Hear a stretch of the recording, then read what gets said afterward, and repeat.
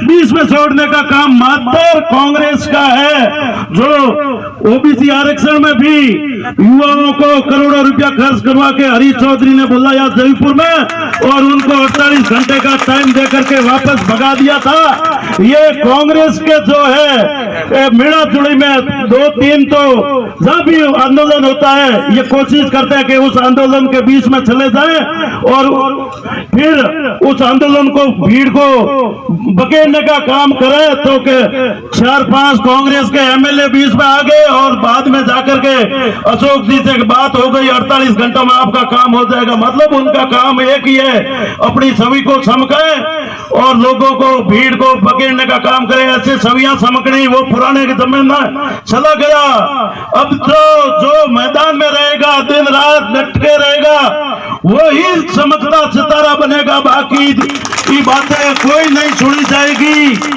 हम विश्वास दिलाते हैं अगर जरूरत पड़ी अभी कलेक्टर साहब को भी ज्ञापन देंगे, उस ज्ञापन के बाद में अगर हमारी बातें नहीं मानी तो जितना ये जन सैलाब हमारे यहाँ उमड़े हैं ये सारे के सारे बालोतरा रवाना हो जाएंगे और वहां से फिर जरूरत पड़ी तो जयपुर के लिए रवाना हो जाएंगे, लेकिन बीच में नहीं इस लड़ाई को छोड़ेंगे। आप सभी को मैं सौगंध दिलाता हूं तेजाजी महाराज की, अगर आप यहाँ आए हो तो अगर कलेक्टर साहब अपने उचित जवाब नहीं देता है तो यहाँ से बालोतरा धरने पर कितने लोग पधारने के लिए हाथ खड़ा करो। सभी के सभी यहाँ से गाड़ियों लेकर के रवाना होंगे और बालोतरा धरना मुख्यालय पर पहुंचेंगे। फिर इनको पता प्रदर्शन है बाड़मेर जिला मुख्यालय कलेक्टर घेराव, क्या आप लोगों की मांग है? सबसे पहले तो सभी प्रदेशवासियों को आज आरएलपी के 4थे स्थापना दिवस की बहुत बहुत हार्दिक शुभकामनाएं देता हूँ, बधाइयाँ। और आज वैसे बाड़मेर के अंदर बालोतरा के अंदर 13 दिन से कंटिन्यू अनिश्चितकालीन धरना चल रहा है बजरी के मामले में। तो उस बजरी के मामले में सरकार सुन नहीं रही है, इसलिए आज जिला कलेक्टर का घेराव का कार्यक्रम रखा गया और यहाँ ज्ञापन देंगे। और इस प्रकार बजरी की गुंडागर्दी बालोतरा जैसे बाड़मेर जैसे शांत एरिया के अंदर यहाँ गुंडे ला के छोड़ दिए और वो आए दिन मारपीट की घटनाएं हत्याएं हो रही है और जनता को बेरहमी से लूटा जा रहा है। जो 50 रुपये की बजरी है वो 550 रुपये में बेचते हैं। जो पहले गाड़ी 8 से 10 हज़ार रुपये में गांव में पहुंचती थी गाड़ी, वही गाड़ी अब 35 से 40 हज़ार रुपये, तो प्रति गाड़ी 20 हज़ार रुपये एक्स्ट्रा लेकर पूरे जनता को लूटा जा रहा है। एक तरह सरकार कहती है जन कल्याणकारी योजनाएं चलाती है अनेकों प्रकार की, लेकिन दूसरी तरफ से सरकार जिस प्रकार से जनता को लूट रही है वो लूट आरएलपी पार्टी बर्दाश्त नहीं कर सकती। इसलिए आरएलपी कांग्रेस और बीजेपी की मिलीभगती है दोनों की, और विपक्ष की भूमिका मैन आरएलपी पार्टी निभा रही है। और आज बाड़मेर का घेराव का कार्यक्रम रखा गया। बाड़मेर के सभी गांवों से हजारों की संख्या में यहाँ लोग आए और अभी कलेक्टर साहब को ज्ञापन देंगे। अब मांगे तो मनवा के ही रहेंगे, जब तक धरना मांगे नहीं मानते हैं तब तक धरना चालू रहेगा। आगे और भी बड़ा महापड़ाव रखा जाएगा। बाड़मेर बालोतरा के अंदर जरूरत पड़ी तो नदी के अंदर जाना पड़ा तो वहाँ नदी के अंदर भी जाएंगे और हाईवे और रेल ट्रैक भी जाम करेंगे और अपनी मांग मनवा के रहेंगे। अब 13 दिन से आश्वासन नहीं मिल रहे हैं कि हमारे बात कर रहे हैं, सरकार सुन नहीं रही है, ऐसा बोल रहे हैं वो, लेकिन अभी तक कोई संतोषजनक बात हुई नहीं है। बाड़मेर के जिला प्रमुख ने कल एक बयान दिया है कि वो तो ठेकेदार से मिल गए आपके नेता, आपकी पार्टी के नेता। अब वो खुद मिले हुए हैं, इसीलिए तो वो ऐसे बयानबाजी कर रहे हैं, बौखलाहट है उनके अंदर। बौखलाहट साफ नजर आ रही है कि पूरी जनता के अंदर एक जन जागृति अभियान के तहत पूरे लोगों के पास में ये संदेश पहुंच गया है कि सरकार किस प्रकार लोगों को लूट रही है। ये आरएलपी पार्टी ने सब लोगों को जागरूक किया, जगाया कि अपने हक और अधिकार के लिए लड़ो।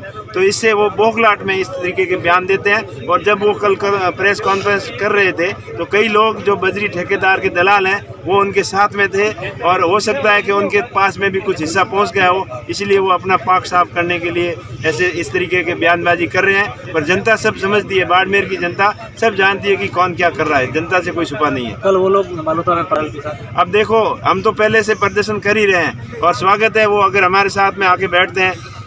वैसे इतिहास में पहली बार हो रहा है कि सरकार के चुने हुए प्रतिनिधि सरकार के खिलाफ ही प्रदर्शन कर रहे हैं। पहले तो प्रमुख साहब को ये पूछिए कि आप किसके खिलाफ प्रदर्शन कर रहे हो। आपकी खुद की सरकार है, आपके यहाँ से 6 विधायक हैं, 1 मंत्री जी हैं और विधायकों ने मंत्री जी ने पहले खान मंत्री जी के पास में भी गए। आप लोगों की कोई सुनती नहीं है, या आप लोग भी उनके साथ में मिले हुए। दोनों में से एक तो मकसद साफ है कि आपकी या तो नीति साफ नहीं है या आप उनसे मिले हुए हो।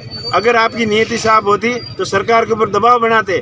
सबसे पहले तो आप इस्तीफा देते यहाँ से प्रमुख पद से, कि बजरी की रेटें कम नहीं होती तो प्रमुख से इस्तीफा देते हैं, या विधायक अपने विधायकी से इस्तीफा देते। ये पहले तो अशोक गहलोत को तो बसाने के लिए वहाँ इस्तीफे दे दिए, लेकिन जिस तरीके से जनता को लूटा जा रहा है उस लूट के खिलाफ इनका कोई बयानबाजी नहीं है। और पहले 25 तारीख को जब महापड़ाव था सर्व समाज का, सब लोग वहाँ गए थे और प्रमुख साहब ने खुद बोला था कि मैं लठ लेके खड़ा हो जाऊंगा बजरी सस्ती नहीं हुई। तो वो लठ पता नहीं कहाँ गया। और जरूरत पड़ी तो हनुमान बेनीवाल जी को बुलाएंगे। बिल्कुल, अगला पड़ाव में हनुमान जी बेनीवाल भी आएंगे और अगर जरूरत पड़ी तो वो भी आएंगे और बड़ा आंदोलन होगा, महापड़ाव होगा। ठीक है सर, धन्यवाद। 12 दिन से धरने पर बैठे हैं आप और आपकी टीम और आरएलपी के नेता, क्या डिमांड है और अब किस प्रकार का गुस्सा फूट रहा है, आपको कलेक्टर आना पड़ा? सबसे पहले तो राष्ट्रीय लोकतांत्रिक पार्टी के 74वें स्थापना दिवस की सभी प्रदेशवासियों को हार्दिक शुभकामनाएं। और हमें खुशी है कि आज स्थापना दिवस के दिन भी हम आम जन के हित की लड़ाई लड़ रहे हैं। आज 13वां दिन है बजरी की मांगों को लेकर जो धरना जारी है, और अब हमारा धैर्य की परीक्षा ना ले सरकार। आज ये ट्रेलर था और ज़रूरत पड़ी तो इनकी पूरी फिल्म फेल कर देंगे, क्योंकि इन लोगों ने इतनी हठधर्मिता पाल रखी है। सरकार, मंत्री, संतरी, तंत्री जितने भी ये लोग हैं, इन लोगों के संरक्षण से। और अब ये ऐसे मानने वाला नहीं है, क्योंकि मुझे एक चीज़ समझ में नहीं आती, ये लोग मंत्री, आज आपने ट्रेलर देख ही लिया, और आगामी दिनों में अगर हमारी मांगें नहीं मानी तो हमारे नेताजी हनुमान जी बेनीवाल साहब को बुलाएंगे और इनको यहाँ से फिर ये यहाँ काम करने लायक भी नहीं रहेंगे, इनको यहाँ से खदेड़ देंगे अपने एरिया से।